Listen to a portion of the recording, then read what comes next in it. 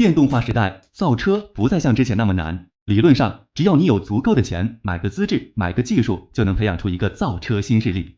这也导致市面上出现越来越多让人感到陌生的新能源汽车品牌，比如极越、吉时、恒驰、云度、远航、创维等等。如果不是对车非常感兴趣的，很少有人能说出这些品牌到底什么来历。这不，最近品牌哥就收到私信，问创维汽车是什么鬼，和比亚迪有啥关系？希望能做一期品牌故事，介绍清楚来龙去脉。OK， 这期节目就给大家奉上。创维汽车其实不是啥新冒出来的品牌，已经存在好几年了。虽然听上去是个不靠谱的边缘品牌，但人家车也的确有人买。2022和2023年分别卖了 2.19 万和 1.86 万台车，这可怜的销量，估计要有小伙伴嘲笑了，下一个倒闭的就是它。如果这样想，那就有点小瞧了。短时间内，创维汽车很难倒闭，原因无他，创维汽车有背景、有实力，还有自己独特的市场。下面一个个展开细说。论背景，咱要分清楚卖电视的创维和造车的创维啥关系。你要非说他俩是一家人，那也没问题，但往细了分，其实并不是。一切的源头要从创始人黄鸿升开始说起。1988年，从华南理工大学毕业第4年的黄鸿升在香港创办了创维实业有限公司，最初以代理电子产品出口为生，之后转型做电视，在吸收了香港讯科的团队后，创维开发出国际领先的第3代彩电，并在欧洲市场一炮打响。1993年，创维成为国内第一家获得电视机生产许可证的民营企业。到21世纪初，创维的彩电就在市场上大杀四方，成为早期国产电视中的扛把子品牌。黄鸿升也大赚特赚，迎来了人生的辉煌时刻。然而2004年，黄鸿升却被香港廉政公署拘捕了，原因是涉嫌伪造会计记录，协助创维数码上市，以及非法挪用创维数码近5000万港币巨额资金。2006年，香港区域法院判处黄鸿升监禁6年。对民营企业来说，一把手锒铛入狱，无异于是灭顶之灾。好在创维的管理层和职业经理人团队稳住了局面，彩电继续畅销，国内市场份额一度力压海信拿到第1。2009年，黄鸿升获得保释，低调出狱，但由于港交所相关规定，他即使出狱了，短时间内也不能重新执掌创维。这么一位大佬，当然不甘寂寞原地躺平，于是打算开辟新的事业。彼时，新能源的风刚刚吹起，黄鸿升埋下了一个造车梦。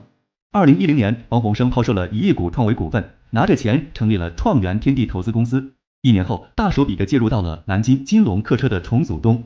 这里简单提一下，南京金龙是厦门金龙、大金龙和南京东宇客车成立的合资公司，但因为体量太小，得不到重视，经营不善，濒临破产。2010年，决心进入汽车行业的黄鸿升入股了南京金龙，拿走60%股份，后续一步步增资到88%。掌握南京金龙后，黄鸿升就坚定地走新能源路线，大手笔投入资金研发电动客车。但从家电转换到汽车上，之前的经验并没有给到帮助。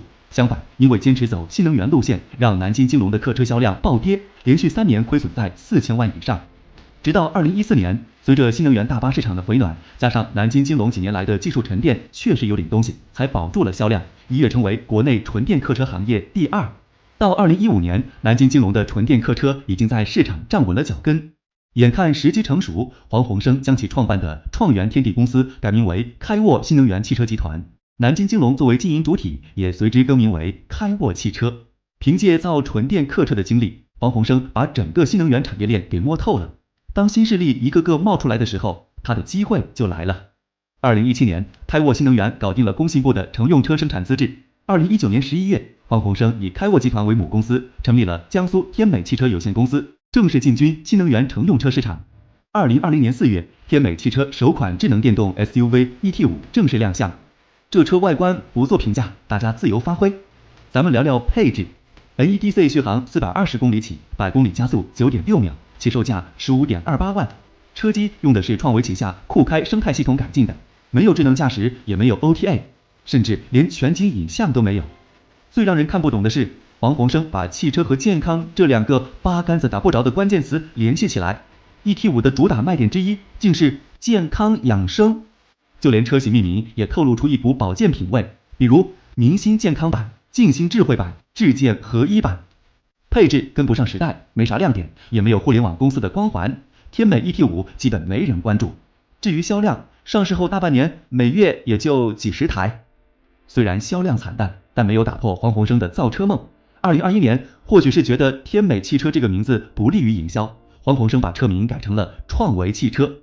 关于改名，还有一段故事。其实天美汽车一开始就打算叫创维汽车，黄鸿升的原计划是想让创维集团收购开沃新能源，但是创维集团的董事会深思熟虑后表示拒绝。这还要从黄鸿升本人说起，他是创维集团的创始人，间接持有创维集团接近40%的股份，并且他的夫人林卫平还是创维集团的董事。正常理解，他们夫妻俩对创维集团有很大的话语权。但问题关键是，黄鸿升本人并不是董事会成员，他只是持有股份。即使他想让创维集团收购开沃，别的董事会成员不同意，他也没办法。闹来闹去，终于在2021年3月，创维集团以转让商标使用权的方式，把创维汽车这个名字给了开沃新能源集团。至此，天美汽车改名为创维汽车。所以，不知道大家有没有看懂，创维汽车其实和卖电视的创维集团真的没啥直接关联，商标都是转让的，完全属于创始人2次创业产物。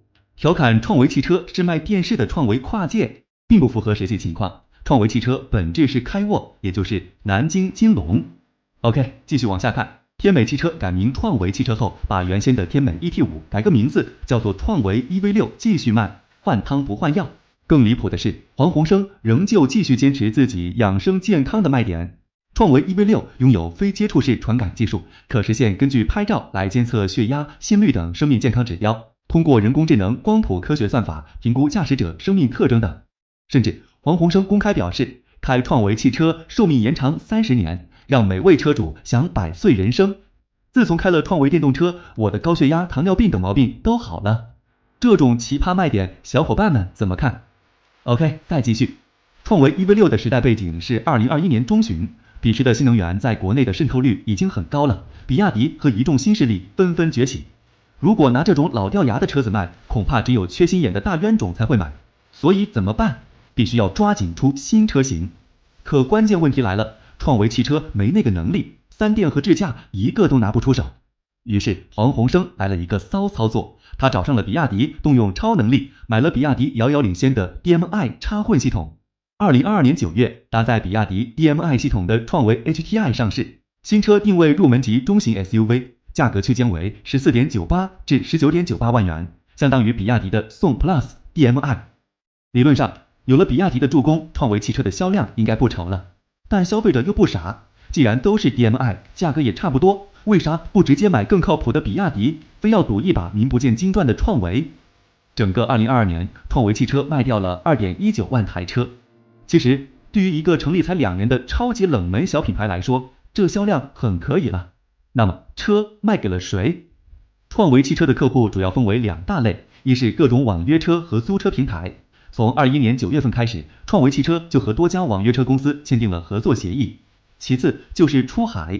在过去3年里，创维汽车通过国代总代模式、KD 合作模式、子公司模式的多模式运作，把车卖到了全球60余个国家和地区，北到俄罗斯和加拿大，南到乌拉圭和卢旺达，就连人口不到200万的拉脱维亚和塞浦路斯都有它的足迹。按照官方的宣传，海外表现出色。以2023年10月为例，公司销量达3545辆，其中出口了1726辆，出口占总销量比例约 50%。然而，即使国外给力，过去的2023年，创维汽车也只卖了 1.86 万台车，与4万的销量目标相差甚远。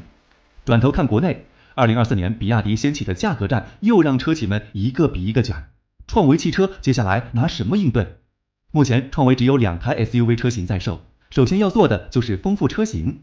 据了解，创维将在今年推出一款名叫 Skyhome 的中大型纯电轿车，分为双电机4驱和单电机后驱2个版本，最大马力610 PS， 0-100加速 3.5 秒。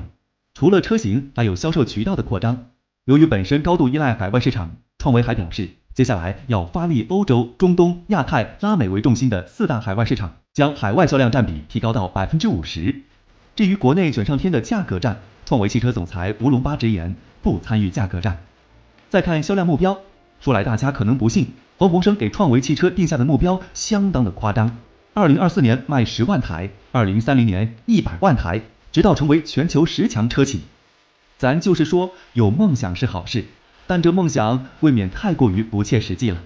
对于这个目标，黄鸿升自己是这样评价的：创维家电曾经以索尼为榜样，20年的努力，我们成功超越。类比到创维汽车，我们要以世界一流车企为目标，万一超越了呢？最后讨论下，创维汽车会不会哪天像其他新势力一样顶不住，突然就凉了？其实可能性不大。大家要明白一件事，创维汽车的经营主体是开沃新能源，也就是之前的南京金龙。开沃新能源在纯电客车方面销量一直都不错，曾连续好几年位列国内前3。和其他新势力半路出家不一样，创维汽车本质源于一家传统汽车制造商的子品牌，人家有实打实的工业基础和供应链优势。